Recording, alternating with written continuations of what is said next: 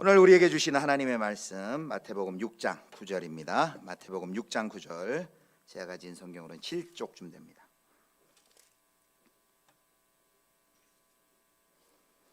우리 한 절 말씀인데요, 우리 같이 한 목소리로 읽겠습니다. 시작. 너는 기도할 때에 내 골방에 6장 9절 죄송합니다. 6장 9절입니다. 그러므로 시작. 그러므로 너희는 이렇게 기도하라. 하늘에 계신 우리 아버지여, 이름이 거룩히 여김을 받으시오며. 아멘. 아직 제 몸에 코로나균이 남아있는 것 같아요. 네. 할렐루야. 우리 좌우로 앞뒤로 한번 인사하겠습니다. 또 가정에서 예배드리시는 분들도 우리 가족끼리 한번 인사하겠습니다. 사랑합니다, 축복합니다, 건강하세요 하고 인사하겠습니다. 예, 지난 주간에는 제가 격리 중이라서 가정에서 저도 금요기도회를 드렸는데요. 집에서 이제 노트북 식탁 앞에서 이제 노트북으로 찍어서 보냈는데 영상도 별로 이렇게 선명하지 않고 또 이렇게 노이즈도 들어가서 좀 듣기가 좀 불편하셨을 것 같아요. 그리고 저는 보는데 왜 이렇게 제 얼굴이 크게 나왔는지 보면서 굉장히 다시는 찍으면 안 되겠다 싶더라고요. 예, 오늘 주기도문 학교 이제 두 번째인데요. 지난 시간 우리가 첫 번째 시간 마태복음 6장 5절에서 8절까지 이제 서론격이었는데요. 세 가지 확인해봤습니다. 세 가지 이제 주기도문에 대해서 자 한번 보여주실까요? 자 이제 첫 번째, 주기도는 우리의 원함을 하나님께로 전환시키는 기도이다. 그래서 6장 5절부터 8절 보면은 그 중언부언하는 이방인들의 기도를 얘기하죠. 그래서 우리는 중언부언하는 이방인들이 왜 그렇게 중언부언하며 기도합니까? 기도의 대상을 모르고, 그리고 기도의 대상은 아무 상관없어요. 자기가 원하는 것을 찾으면 되니까, 그래서 얻는 것이 목표이기 때문에. 그러나 이 주기도는 우리의 모든 원함을 하나님께로 향하게 하는 그런 기도이다. 하나님이 목적이고 하나님이 내용이 되게 하는 그런 기도이다. 자, 두 번째는 주기도는 같이 한번 두 번째 읽겠습니다. 시작. 주기도는 하나님과의 인격적 사귐을 돕는 기도이다. 아멘. 주기도를 통하여서 하나님과 깊은 인격적인 교제와 사귐을 돕는 기도이다. 아버지이신 하나님과 깊은 사귐과 교제를 돕는 기도이다. 자, 세 번째 읽겠습니다. 시작. 주기도는 우리를 찾아와 하나님 나라 백성으로 형성하는 기도이다. 아멘. 그래서 이 마태복음의 주기도는요, 5, 6, 7 산상수훈 안에 제일 가운데 6장의 한 가운데 있습니다. 그래서 이 주기도는 하나님 백성은 누구인지, 하나님 백성의 정체성을 잘 보여주는 기도이고, 이 주기도를 할 때 우리가 하나님 백성으로 이렇게 형성이 돼갑니다. 그래서 마태복음 5, 6, 7장의 핵심이 요절이 마태복음 6장 33절인데 바로 이 주기도의 핵심도 그 마태복음 6장 33절이라 할 수 있습니다. 너는 먼저 그의 나라와 그의 의를 구하라. 그리하면 이 모든 것을 너에게 더하시리라. 바로 하나님 나라가 이 주기도의 주제입니다. 자, 이제 오늘 이제 본격적으로 주기도에 들어가서요, 이제 하늘에 계신 우리 아버지여 볼 건데, 구조를 좀 보면 좋을 것 같아요. 전체 이 주기도의 구조 잘 안 보이실 거예요. 그 내용이 많은데 이제 처음에 시작하는 것은 하나님의 이름을 부르며 시작하죠. 오늘 우리가 살펴볼 하늘에 계신 우리 아버지여. 그리고 마칠 때는 송영이라고 해서 나라와 권세와 영광이 아버지께 영원히 있사옵나이다. 이렇게 열고 닫고, 그리고 이제 중간에 내용이 있는데요. 이 중간의 내용을 이제 첫 번째 세 개를 당신 청원이라 그래서 하나님에 관한 청원을 합니다. 그래서 이름이 거룩히 여김을 받으시오며 나라가 임하시오며 뜻이 하늘에서 이루어진 것 같이 땅에서도 이루어지이다. 이게 이제 하나님과 관련된 청원이에요. 그리고 이 세 가지 청원이 마치면은 이제 우리 인간과 관련된 청원을 합니다. 우리에게 일용할 양식을 주시옵고, 우리가 우리에게 죄 지은 자를 사하여 준 것 같이 우리 죄를 사하여 주시옵고, 그리고 마지막으로 우리를 시험에 들게 하지 마시옵고 다만 악에서 구하옵소서. 그래서 요 구조는 주기도문 강해를 쓴 김세윤 박사님이 이제 제시한 구조입니다. 그래서 이번에 이제 이 구조에 맞춰서 저희가 주기도문을 함께 살펴보려 하는데요. 이제 오늘은 이제 첫 번째로 하늘에 계신 우리 아버지여입니다. 우리 한글 성경은 하늘에 계신 우리 아버지여 이렇게 되어 있는데요. 신약 성경 헬라어 그리스 성경에서는요, 이 순서가 헬라어 어순상 순서가 바뀌어 있어요. 가장 먼저 나오는 게 뭐냐면 아버지여 이렇게 나옵니다. 헬라 말로 파테르인데요. 아버지여, 그 다음에 우리, 그 다음에 하늘에 계신 이렇게 되어 있습니다. 아버지여, 우리, 하늘에 계신. 그래서 주님이 가르쳐 주신 기도의 가장 처음이 뭐냐면 아버지여 하고 이렇게 부르면서 시작을 합니다. 이 주기도의 시작을 이제 이 호칭으로 하나님 아버지를 부름으로 시작하죠. 그래서 이 첫 번째 이 하나님 아버지를 부르는 이것이 기도의 또 방향과 성격을 결정합니다. 그 알렉산더 슈메만이라는 사제가 이런 얘기를 했어요. 호칭은 기도를 시작하는 말일 뿐 아니라 기도가 놓인 바탕 그 자체이다. 호칭은 단순히 기도를 시작하는 말일 뿐만 아니라 그 기도가 놓인 바탕 그 자체이다. 그래서 이 처음 하나님 아버지를 부르면서 시작하는 이 호칭이 기도의 바탕, 기도의 방향, 그리고 기도의 성격을 결정합니다. 그래서 우리가 기도하는, 예수님께서 제자들의 기도를 가르쳐 줄 때 우리가 기도하는 대상이 누구인지를 먼저 분명하게 알고 시작하기를 원하셨다는 것입니다. 여러분, 이방인과 같이 중원부원하는 그 사람들은 기도의 대상이 누군지는 상관없어요. 그 당시 다신교의 문화 속에서 뭐 꽝 잡는 게 매라고 뭐 내가 누구한테 기도하든 상관없습니다. 중요한 건, 그들에게 중요한 건 기도의 대상이 아니라 내 기도가 이루어지는 것이 더 중요했어요. 그런데 그런 그 사회적인 문화적인 분위기 속에서 우리가 기도하는 대상이 누구인가를 확실히 하면서 예수님이 시작을 하십니다. 자, 그래서 이제 첫 번째 그 단어가 뭐냐면, 이제 우리가 기도하는 대상이 누구냐면요, 바로 아버지시래요. 아빠, 여기 파테르입니다. 바로 이 아버지라는 이 주님 가르쳐 주신 기도에 시작하는 이 시작이 이 속에 복음이 다 들어있다고 볼 수 있어요. 굉장히 모든 내용이, 주기도의 모든 내용이 이 아버지라는 그 한 단어에 응축되어 있을 정도로 매우 중요한 단어이고 호칭입니다. 자, 그래서 먼저 이제 우리가 이렇게 오늘 살펴볼 거예요. 아까 순서가 하늘에 계신 우리 아버지였는데 그 헬라어 그리스 순서는 어떻게 된다 그랬습니까? 아버지, 아버지여, 우리 하늘에 계신. 그래서 이렇게 세 가지를 알아볼 거예요. 아버지여 먼저 알아보고 우리 하늘에 계신. 근데 이제 아버지여를 통해서 우리가 그 아버지를 부른다는 것은 그 속에 어떤 의미가 담겨 있는지 먼저 세 가지로 살펴볼 텐데요. 자, 첫 번째입니다. 이제 왜 아빠라고 했는지 이제 금방 설명드릴게요. 우리 같이 한번 첫 번째 읽겠습니다. 시작. 아빠라 부를 수 있는 것은 하나님의 전적인 은혜의 선물이다. 예, 아빠라 부를 수 있는 것은 하나님의 전적인 은혜의 선물이다. 여기 이제 하늘에 계신 우리 아버지여, 그러니까 이제 파테르라는 헬란 말인데요. 그 독일의 신학자 요아킴 예레미야스란 분이 이 아버지라는 이 단어를 가지고 깊은 연구를 한 끝에 이런 의견을 냈어요. 뭐라고 얘기했냐면, 예수 그리스도를 전후한 유대 문서, 유대 랍비 문서 중 어느 곳에서도 유대인들이 하나님을 아빠라고 부른 예가 없다. 이런 연구 결과를 냈어요. 유대 문서를 살펴보니까 유대인들이 하나님을 아빠라고 부른 예가 없다. 그러면서 이 이제 헬라 말은 파테르인데요. 실제로 예수님의 입에서 나왔던, 예수님 당시 썼던 말은 아람어예요.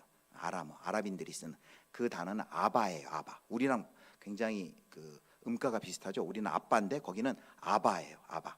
그러면서 이 요아킴 예레미야스가 이 아바라는 아람어는 아랍 사람들의 가정에서 어린아이들이 아버지를 친근하게 부를 때 사용했던 바로 호칭이다라고 이야기를 해요. 근데 이제 나중에는 이제 이 요아킴 예레미야스의 연구에 대해서 반대 의견도 있었어요. 내가 조사해 보니까 요아킴 예레미야스는 한 군데도 안 나온다 그랬는데 내가 보니까 대여섯 군데 발견했다라는 주장을 한 또 독일의 신학자도 있어요. 그래가지고 근데 중요한 거는 그렇게 전혀 없는 건 아니지만 유대 문헌 중에 이런 아버지라는 표현이 있지만 이렇게 예수님이 가르쳐 준 것처럼 일상의 기도에서 상시적으로 친근함으로 하나님을 아버지로, 아빠로 부르면서 나아가는 그런 기도는 없다. 그러니까 핵심은 뭐냐면은 이 친밀함으로 하나님을 아버지로 불렀다라는 것이죠. 나중에는 요아킴 에레미야스가 견해를 조금 수정하는데 이 아바라는 단어가 단순히 어린아이들만 사용하는 호칭이 아니라 이제 어른들까지도, 남녀노소를 막론하고 하나님을 친밀하게 부르는 호칭이다라고 얘기합니다. 왜 우리말 아빠도요, 어른들도 쓰잖아요. 이렇게 어른들, 특히 이제 다 큰 성인들도 친밀한 표현으로 아빠라고 하잖아요. 그래서 여기 이 아바라고 하는 이 아람어 파테르라고 번역한 이 단어는 하나님을 친밀하게 부르는 그런 호칭이다라는 것입니다.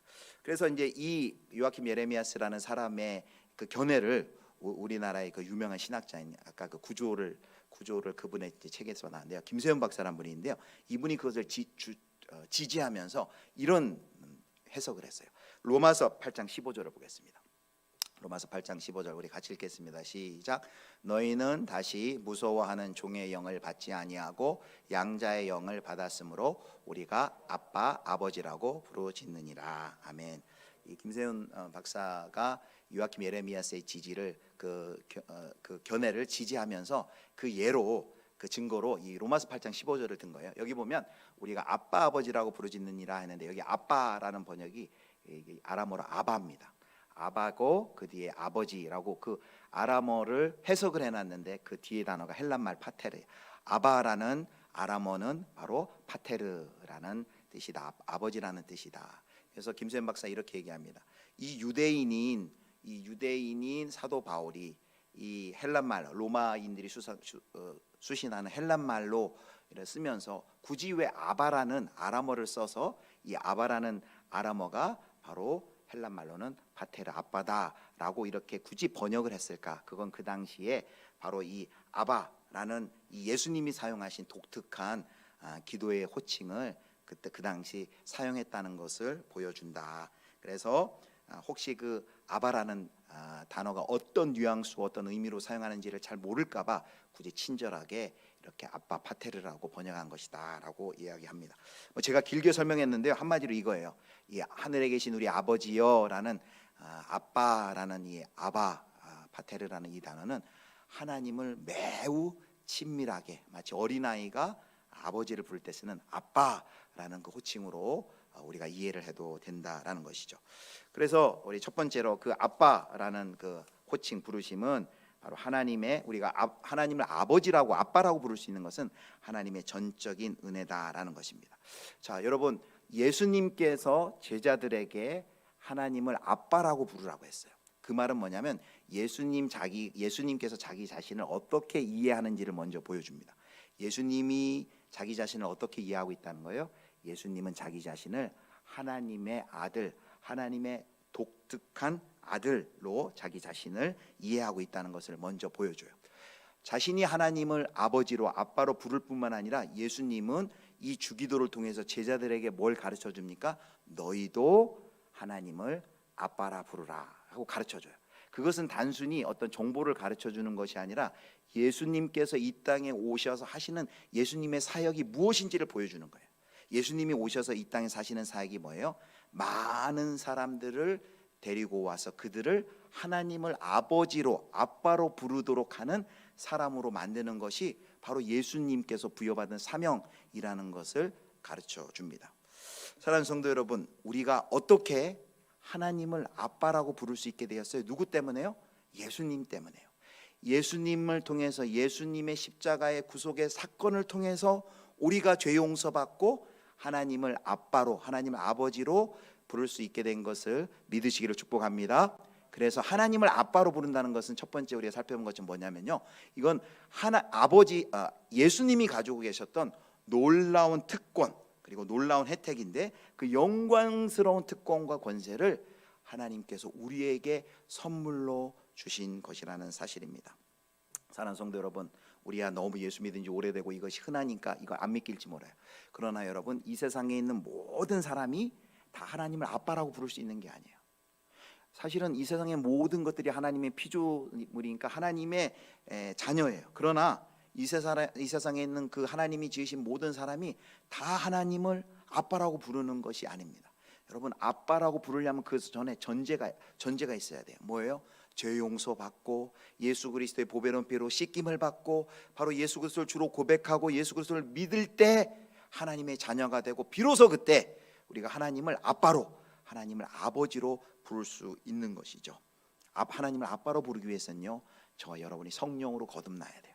그래서 여러분, 내가 하나님을 정말 진심으로 내 안에서 아빠라고 부를 수 있습니까? 그게 무슨 증거예요? 성령으로 거듭났다는 증거예요.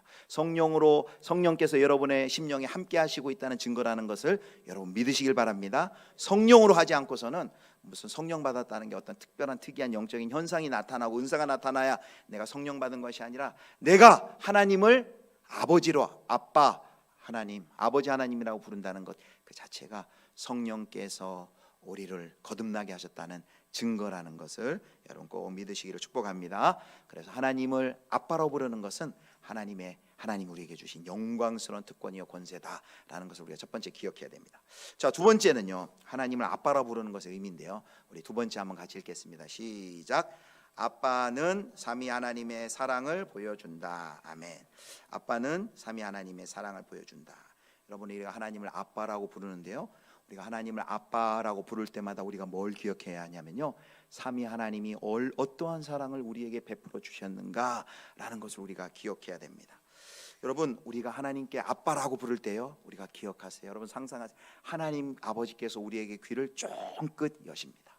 우리가 하나님을 아버지, 아빠, 아버지 하나님 하고 부를 때 하나님께서 우리에게 주의를 기울이십니다. 왜 하나님이 우리에게 귀를 기울이실까요?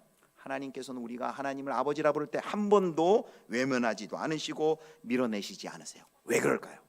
여러분, 왜 우리가 하나님을 아버지라고 부를 때 하나님이 우리에게 귀를 그렇게 쫑긋 여시면서 우리에게 귀를 기울이실까요? 그것은 하나님께서 예수님이 우리를 위해 어떠한 일을 하셨는지를 우리가 하나님을 아빠라고 부를 때마다 그 사건을 기억하기 때문이에요. 여러분, 우리가 어떻게 하나님을 아빠라고 부르게 되었다고요? 사랑하는 그 하나님의 독존자, 독생자 예수 그리스도가 십자가에서 온갖 저주와 고통을 다 받으심으로 말미암아, 그분의 희생하심으로 말미암아 우리가 하나님을 비로소 하나님의 자녀가 되어서 아빠라고 부르게 되었어요. 그래서 우리가 하나님을 아빠라고 부를 때마다 하나님은 뭘 기억하신다고요?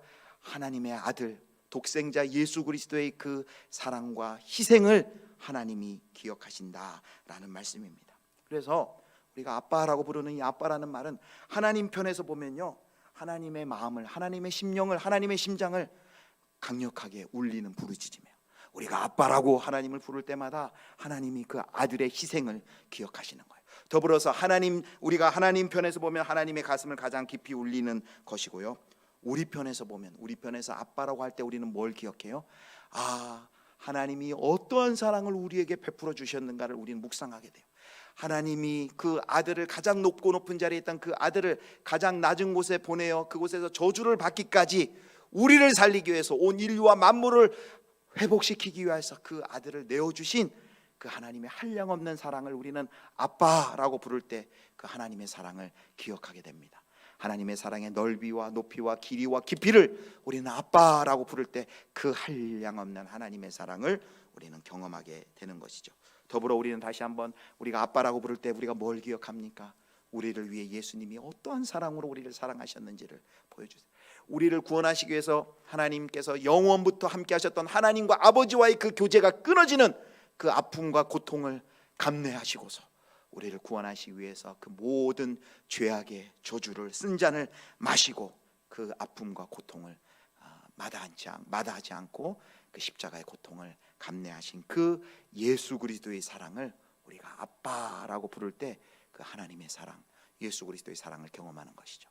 그리고 우리가 아빠라고 부를 때 이제 성령 하나님의 일하심을 우리가 경험하는 거예요. 우리가 방금도 살펴봤지만 우리가 하나님을 아빠라고 부를 수 있는 것은 어떻게 할 수 있다고요? 성령님이 우리 안에 역사하셔서 우리를 거듭나게 하심으로 우리 안에 동일한 예수님께서 하나님을 아버지라고 부르던 그 동일한 역사로 우리를 하나님을 아버지로 부를 수 있게 하십니다. 종말에 우리가 누릴 그 자녀의 특권과 영광을 바로 지금 여기에서부터 그 성령 하나님께서 우리와 임재하심으로 그 하나님을 아버지라 부르며 그 하나님의 영광스러운 우리에게 주신 특권과 혜택을 여기서부터 누리도록 성령께서 역사하시는 것입니다. 여러분, 사랑하는 성도 여러분, 그래서 우리가 하나님을 하나님 아버지라고 부를 때 바로 그 삼위 하나님의 사랑과 삼위 하나님의 구원의 역사를 우리가 기억을 하게 됩니다. 자, 그 다음에 세 번째예요. 우리 세 번째 같이 읽겠습니다. 시작. 자애로운 아버지의 역할을 해주시겠다는 약속이다. 아멘. 여러분, 예수님이 우리 보고 하나님을 아빠 아버지라 부르라고 하셨어요. 아버지, 하나님 아버지라 부르라 그랬어요.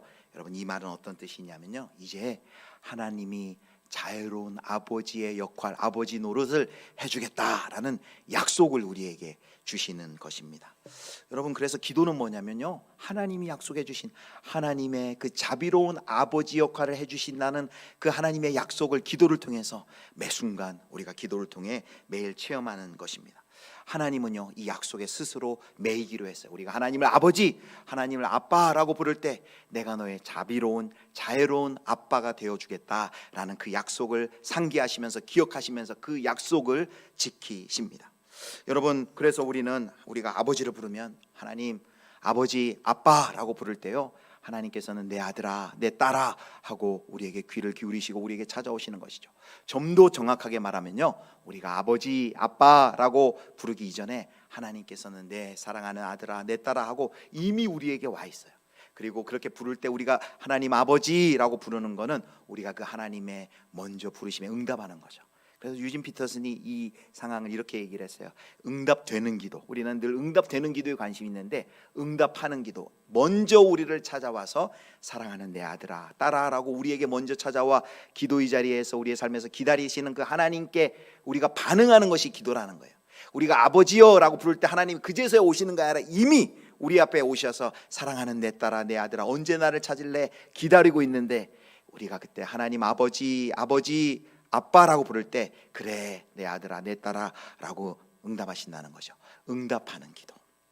사랑하는 성도 여러분, 하늘아버지는요, 하늘아버지가 이제 우리의 자유로운 아버지가 되어주겠다는 약속이 이 하나님 하늘에 계신 우리 아버지여라는 이 부르심 가운데 있다고 했어요. 그런데 여러분, 하늘아버지는요 세상의 아버지와는 다릅니다. 특별히 우리 한국에서는 이 유교적인 가부장 문화가 많이 발전되어 있기 때문에 이 전통 문화 속에서 이 아버지란 단어가 이 호칭이 굉장히 딱딱해요. 그래서 하나님을 아버지라 부르기 때문에 아빠, 우리 육신의 아빠 때문에 얻은 상처 때문에 하나님 그 상처가 이렇게 투사가 돼서 하나님과의 관계가 가까워지기 어려워하시는 분들이 많아요. 특히 우리 자매님들 중에 그런 분들이 아빠한테 입은 상처 때문에 그런 어려움을 겪는 분들이 있는 것을 많이 이렇게 봅니다. 여러분, 세상에는 다 좋은 아빠만 있는 게 아니죠. 폭력하는 때리는 아빠도 있고 버리는 아빠도 있고 학대하는 아빠도 있고 떠나버리는 아빠도 있고, 그래서 이 세상의 아빠는 좋은 아빠들, 좋은 엄마들, 좋은 부모가 많기는 하지만 그러나 이 세상의 아빠는 완전하지 못합니다. 그런데 오늘 우리 이 말씀은 하늘아버지는 어떠시다고? 하늘아버지는 이 세상의 육신의 아빠와는 전혀 다른 분이다. 항상 그 하늘아버지는 항상 자녀들 곁에 계시고 자녀들을 항상 사랑하시고 자녀들을 이해하시고 공감하시고 자녀들이 부를 때 귀 기울이시고 자녀들과 소통하시고 자녀들을 도와주시고, 바로 그 하늘 아버지의 아버지 되어 주심을 약속하는 말씀이 바로 하늘에 계신 우리 아버지여입니다.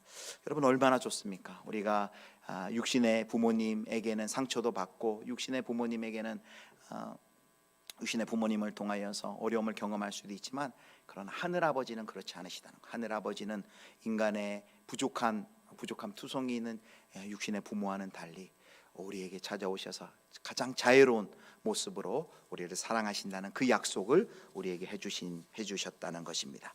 자, 그래서 우리가 하늘에 계신 우리 아버지여 그냥 이렇게 우리가 부르고 지나갔지만, 이 하늘에 계신 우리 아버지여라는 이 부름 가운데는요, 하나님의 우리에게 아버지라고 부를 수 있는 이 특권과 혜택을 우리에게 주신 이건 놀라운 하나님의 선물이라는 것입니다. 하늘에 계신 우리 아버지여라고 부를 땐 그 삼위 하나님이 어떠한 사랑으로 우리를 사랑한지, 아들을 주신 그 하나님 아버지의 사랑, 십자가에서 자기 하나님과의 관계를 끊어지시면서까지 우리를 사랑하신 십자가의 그 사랑, 그리고 우리에게 한 사람 한 사람 그 아버지의 사랑을 적용하신 성령님의 그 역사하심. 그래서 하나님을 아버지라 부른다는 것은 하나님의 그 삼위 하나님의 사랑을 확인하는 것이고요. 마지막으로 하나님을 아버지라고 부른다는 것은 무엇이라고 했습니까? 세 번째, 바로 하나님이 인간의 육신의 아버지와는 달리 자애로우신 사랑 많으신 아버지의 역할을 해주시겠다는 이 약속이 있다는 것입니다. 그래서 우리가 하늘에 계신 우리 아버지여라고 부를 때 이 세 가지를 꼭 기억하시면서 나가는 게 필요합니다. 자, 이제 두 번째는요, 아버지여, 그다음에 우리입니다. 우리. 왜 하늘에 계신 나의 아버지여 하지 않고 왜 하늘에 계신 우리 아버지여라고 했을까요? 뒤에 또 주기도문에 보면 일용할 양식을 우리에게라고 했습니다. 다 이렇게 우리라고 해요.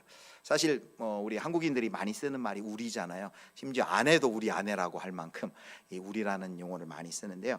여기 아버지, 내 아버지가 아닌 우리 아버지여라고 하나님을 부르게 한 예수님의 의도가 있습니다. 그것은 하나님은 나의 아버지인 동시에 우리 형제와 자매들, 우리 공동체, 우리 모두의 아버지이기 때문입니다. 아버지 때문입니다.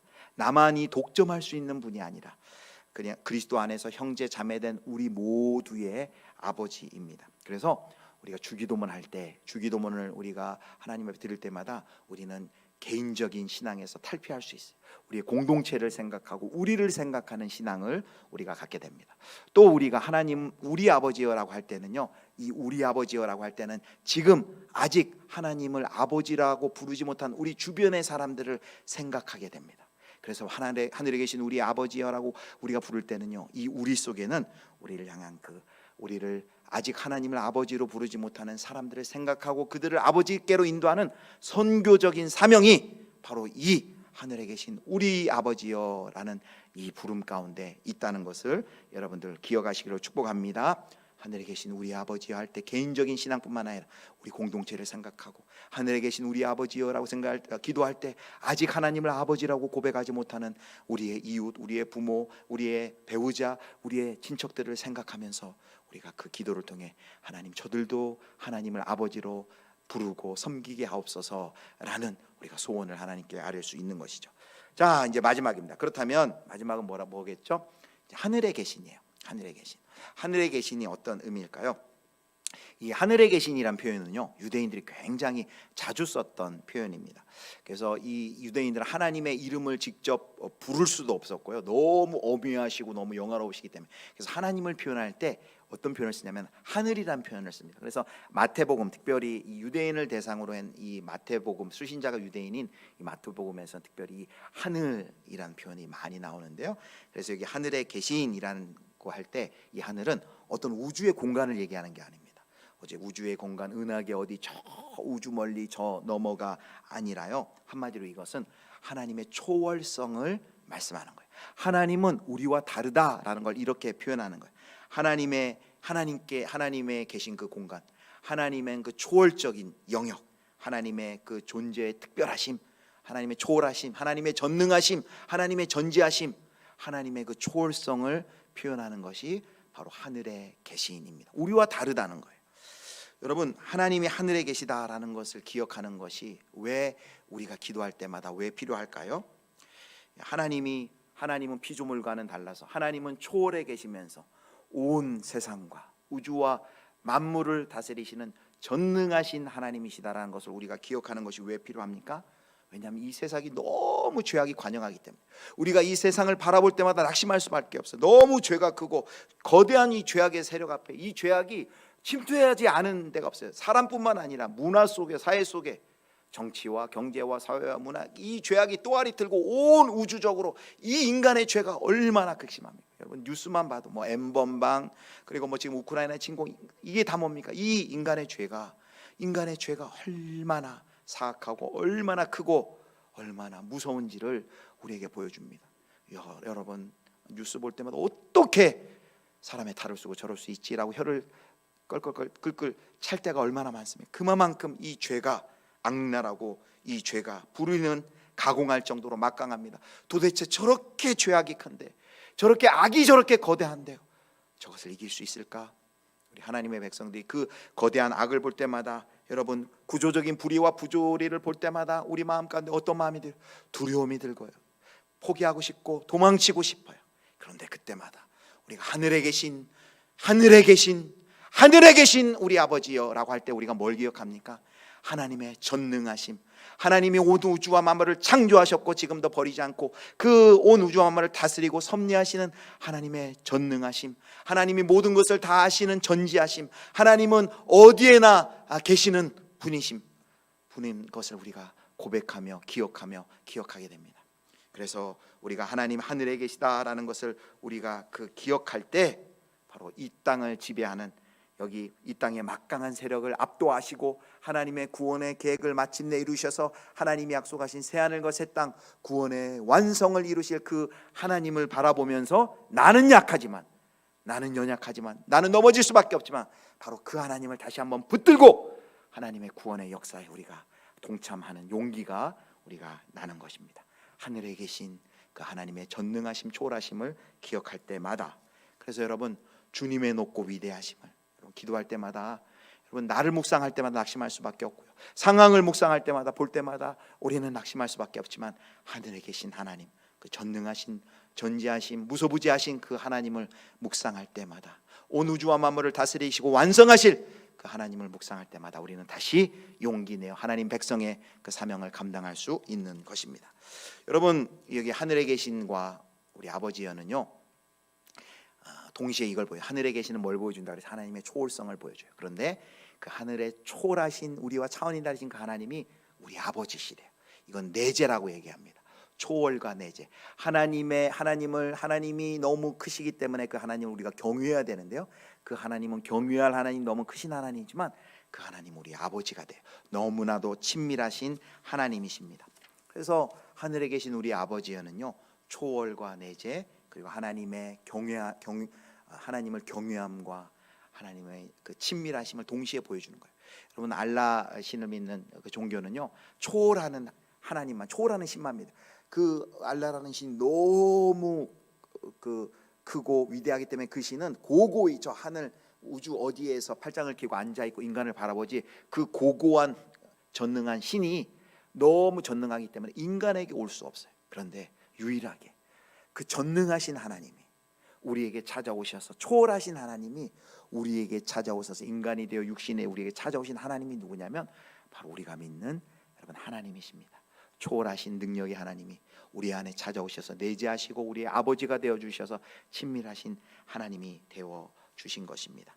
사랑하는 성도 여러분, 그래서 이 하나님의 영광, 하늘의 영광을 하늘에 계신 우리 아버지여라고 우리가 그 하나님을 부를 때마다 그 하나님의 그 능력을 우리가 묵상하시기를 바랍니다. 그 찬송가 그 태산을 넘어 hon곡에 가도 그 제가 가사를 한번 준비해 달라는데 거기 후렴 그 9절에 보면요, 하늘의 영광 나의 마음속에 차고도 넘쳐 할렐루야를 힘차게 불러 영원히 주를 찬양하리, 그렇게 되어 있습니다. 그 하늘의 영광을 묵상하는 하나님의 그 영광, 하나님의 영화로우심 능력을 이 찬송의 시인이 묵상했어요. 우리 1절 이 태산을 넘어 hon곡에 가도 한번 읽어보겠습니다. 그 읽고 이제 결론 마치겠습니다. 태산을 넘어 hon곡에 가도 빛 가운데로 걸어가면 주께서 항상 지키시기로 약속한 말씀 변치 않네. 하늘의 영광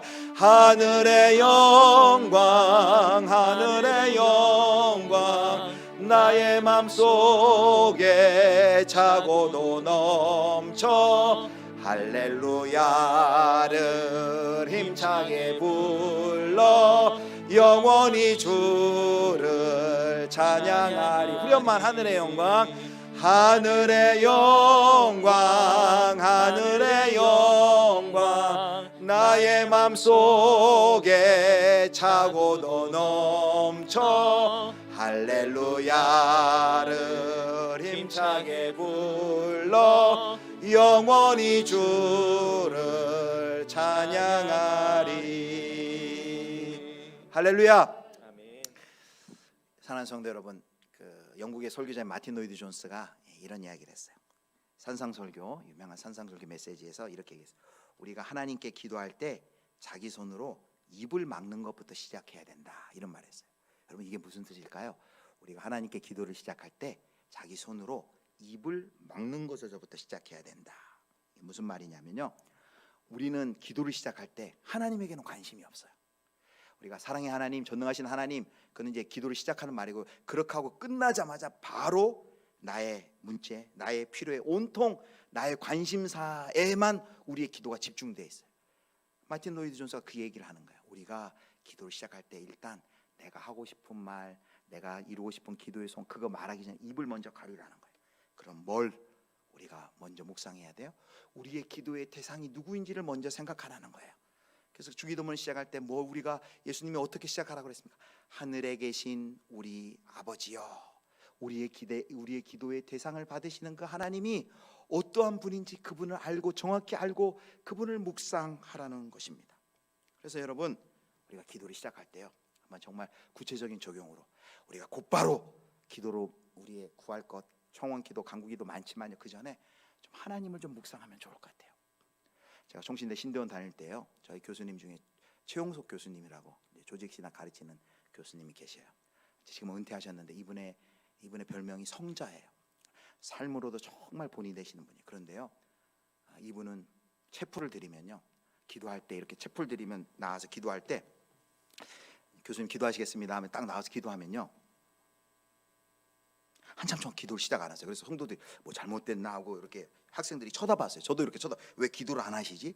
그때쯤 되면 이제 기도를 시작해요. 하나님 아버지, 이렇게. 지금 생각해 보면요, 그 짧은 시간 그 교수님이 뭘 했는지를 알 것 같아요.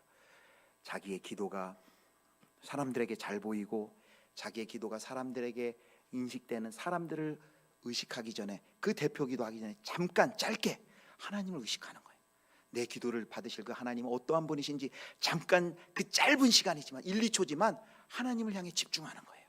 그리고 입을 열어서 그 하나님을 향해 기도하는 거예요. 하늘에 계신 우리 아빠, 하늘에 계신 아버지여 라고 그 하나님, 우리의 기도를 받으시는 그 기도의 대상이신 하나님을 먼저 생각하고 기도를 시작하는 것입니다. 사랑하는 성도 여러분, 그래서 우리가 하늘에 계신 우리 아버지여 라고 하나님을 부르는 이 호칭은요, 정확하게 찬양입니다. 우리는 아버지를 부름으로써 그 하나님이 어떠한 분이신지 인정하고 그분을 찬양하면서 그 하나님 앞에 나아가는 것입니다. 아무리 불러도 닳지 않는 그 호칭, 그 하나님을 부르면서 나아가는 것입니다. 사랑하는 성도 여러분, 존귀하신 하나님이 우리 아버지가 되어주신다는 이것보다 여러분 더 놀라고 가슴 벅찬 사실이 어디 있습니까? 우리가 너무 익숙하지만 오늘 이 밤에 한번 다시 한번 묵상하시길 바랍니다. 내가 어떻게 하다가 죄인이고 형벌에 영원한 형벌과 죄악에 처해야 할 내가 어떻게 하나님을 아버지로 부르는 그런 존재로 내가 되었는가? 하나님의 아들을 주신 그 크신 사랑, 자기 생명을 버리고 아버지와의 그 관계를 단절하시기까지 우리를 사랑하신 그 아버지의 십자가의 죽으심, 구속의 역사를 통해서 우리가 하나님을 아버지라고 부를 수 있게 되지 않았습니까? 그 하나님의 사랑을 기억해야 하는 하나님 아버지, 그리고 내가 너의 좋은 아버지, 너가 인간의 아버지, 인간의 육신의 부모로부터 버림받고 받았는지 모르지만 나는 그런 아버지가 아니다. 자애로운 아버지, 너를 사랑하는 아버지, 내가 그 아버지로 너와 함께 하겠다라는 그 하나님의 그 약속을 여러분 기억하시기를 바랍니다. 하늘에 계신 우리 아버지를 기억할 때마다 여러분, 이 세상이 죄가 가득하고 우리 힘으로는 어쩔 수 없는 그런 상황 속에 있을 때 여러분, 우리 하나님은 하늘에 계신 분이에요. 전능하신 하나님, 모든 것을 하실 수 있는 하나님, 목적을 가지고 지금도 하나님의 목적대로 온 세상을 다스리시고 완성하실 그 하나님이 나의 아버지심을 기억하시면서 여러분, 그 하나님을 향하여서 간절히 나아가는, 하나님을 아버지로 부르시는 저와 여러분, 사랑하는 성도님들 되실 수 있기를 주님의 이름으로 축원합니다.